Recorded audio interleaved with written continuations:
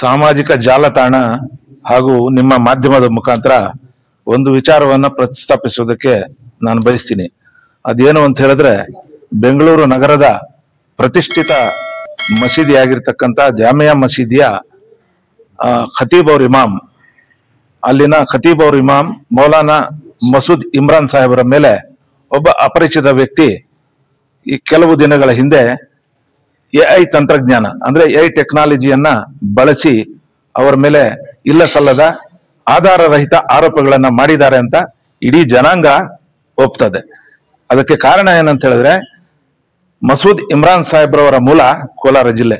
ಅವರು ಇಲ್ಲಿಂದ ಬೆಂಗಳೂರಿಗೆ ಹೋಗಿ ತಮ್ಮ ಕ್ಷೇತ್ರದಲ್ಲಿ ಪ್ರತಿಭೆಯನ್ನ ಮೆರೆದು ಇವತ್ತು ರಾಷ್ಟ್ರೀಯ ಮಟ್ಟದಲ್ಲಿ, ರಾಜ್ಯ ಮಟ್ಟದಲ್ಲಿ ಹಾಗೂ ರಾಷ್ಟ್ರೀಯ ಮಟ್ಟದಲ್ಲಿಯೂ ಸಹ ಒಬ್ಬ ದೊಡ್ಡ ವಿದ್ವಾಂಸರಾಗಿ, ಇಸ್ಲಾಂ ಧರ್ಮದ ಒಬ್ಬ ದೊಡ್ಡ ವಿದ್ವಾಂಸರಾಗಿ ಹೊರಹೊಮ್ಮಿದ್ದಾರೆ. ಕೆಲವರು ಏನೋ ಷಡ್ಯಂತ್ರ ಮಾಡಿದ್ದಾರೆ ಅಂತ ಹೇಳ್ಬಿಟ್ಟು ನಮಗೆ ಗುಮಾನಿ ಇದೆ. ಅವರು ಬೆಳೆದು ಬಂದಿರತಕ್ಕಂತಹ ರೀತಿ, ಈಗ ಅವರು ಇರ್ತಕ್ಕಂತಹ ಸ್ಥಾನಮಾನಕ್ಕೆ ತಕ್ಕದಾದಂತಹ ಅದು ಆರೋಪಗಳಲ್ಲ. ಆದ್ದರಿಂದ ಯಾರು ಆ ಆರೋಪವನ್ನ ಮಾಡಿದ್ದಾರೆ ಆತನ ಮುಖ ಕೂಡ ಗೊತ್ತಿಲ್ಲ, ಒಬ್ಬ ಅಪರಿಚಿತ ವ್ಯಕ್ತಿ.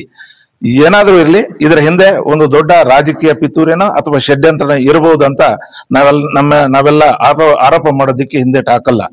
ಆದ್ರಿಂದ ಈ ವಿಚಾರವನ್ನ ಈ ರಾಜ್ಯದ ಮುಖ್ಯಮಂತ್ರಿಗಳಾಗಿರ್ತಕ್ಕಂಥ ಸಿದ್ದರಾಮಯ್ಯನವರು, ಉಪಮುಖ್ಯಮಂತ್ರಿಗಳಾಗಿರ್ತಕ್ಕಂಥ ಡಿ.ಕೆ. ಶಿವಕುಮಾರ್ ಅವರು, ಗೃಹ ಮಂತ್ರಿಗಳಾಗಿರ್ತಕ್ಕಂಥ ಜಿ. ಪರಮೇಶ್ವರ್ ಅವರು, ಅವರ ಜೊತೆಗೆ ನಮ್ಮ ಸಮುದಾಯದ ಹಿರಿಯರಾಗಿರ್ತಕ್ಕಂತಹ ನಸೀರ್ ಅಹಮದ್ ಸಾಹೇಬರು, ಜಮೀರ್ ಅಹಮದ್ ಖಾನ್ ಸಾಹೇಬರು, ಇವರೆಲ್ಲ ಇದನ್ನ ಗಂಭೀರವಾಗಿ ಪರಿಗಣಿಸಿ ಯಾರು ಈ ಆರೋಪವನ್ನು ಮಾಡಿದ್ದಾನೆ ವ್ಯಕ್ತಿ, ಆತನ ಮೇಲೆ ಬಹಳ ದೊಡ್ಡ ಮಟ್ಟದಲ್ಲಿ ಒಂದು ಕಾನೂನು ರೀತಿ ಕ್ರಮವನ್ನ ಜರುಗಿಸಬೇಕು ಅಂತ ನಾವು ಹೇಳಲಿಕ್ಕೆ ಬಯಸ್ತೀವಿ.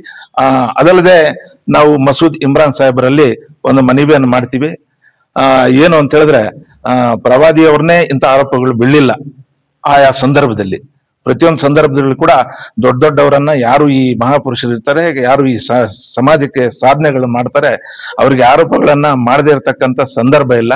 ಆದ್ದರಿಂದ ತಾವು ಕೂಡ ಧೃತಿಗೆಡಬಾರದು. ನಿಮ್ಮ ಜೊತೆ ಇಡೀ ಸಮುದಾಯ ಇದೆ ಅಂತ ಹೇಳಲಿಕ್ಕೆ ನಾನು ಬಯಸ್ತಾ ನನ್ನ ಮಾತನ್ನು ಮುಗಿಸ್ತೀನಿ.